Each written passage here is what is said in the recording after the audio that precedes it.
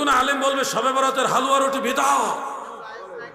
আমি তাদেরকে বলছি শুনুন, বিদআত কাকে বলে? আল বিদআতু হিয়া মা লাম ইয়াকুন আসলুন ফি শরিআতি বিতরিকে খাসিন ওয়ালা আমিন। ইমাম ইবনে হাজার আসকালানী বলেছেন, শরীয়তের মধ্যে যে জিনিসের আসল ভিত্তি খাস ভাবেও নয় আম ভাবেও নয়, ওটাকে বলা হয় বিদআত।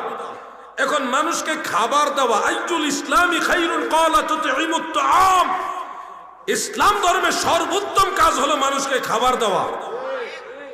এই ভালো একটা কাজ যেটা শরীয়ত এলাও করেছে, এমন একটা ভালো কাজ আমরা শবে বরাতে করি। যেহেতু সবাই ওই সময়ে ছুটিতে থাকেন বা ওই সময়টা একটা উপলক্ষ করেন, একটা রেওয়াজ হয়ে গেছে মানুষকে খাবার দেওয়া, হালুয়া রুটি দেওয়া বা অন্য খাবার দেওয়া। এই রেওয়াজটাও আল্লাহর হাবিব এলাও করেছেন। মান সান্না ফিল ইসলামে সুন্নাতান হাসানা কানা লাহু আজরুন ইলা আখির। ইসলামের মধ্যে কেউ যদি ভালো কোনো রেওয়াজ প্রচলন করে, এটার জন্য তার সওয়াব আছে। মানুষকে খাবার দেওয়া নিঃসন্দেহে ভালো কাজ। এই ভালো কাজের রেওয়াজ শবে বরাতে করার কারণে এটা সুন্নতে হাসানা হবে, মুস্তাহাব হবে, সওয়াব হবে।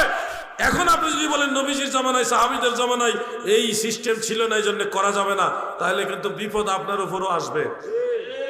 কেমনে আসবে?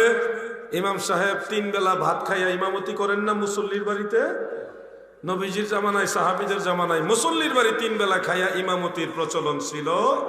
তাহলে তো প্রথম নাম্বার আপনার খাওয়ান বন্ধ। কারণ যেই দলিলে আপনার 3 বেলা খাওয়ান জায়েজ, ওই দলিলেই হালুয়া রুটি জায়েজ। এখন এইটা বন্ধ হইলে সেইটাও বন্ধ, সেইটা চললে এইটাও চলবো, ঠিক কিনা বলে?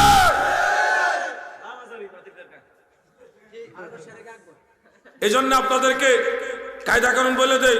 হুজুরে কবেন, হুজুর আপনি যে 3 বেলা খান মুসল্লির বাড়িতে, এটা কোন সহিহ হাদিসে আছে? জিজ্ঞাসা পারবেন না? যদি বিরোধিতা করে তাহলে জিজ্ঞাবেন, নাহলে এমনি জিজ্ঞেলে এটা অপমান। এটা নিঃসন্দেহে আলেমদেরকে সম্মান করতে হবে, খাওয়া দাওয়া দিতে হবে। এই হলো হালুয়া রুটির মাসালা।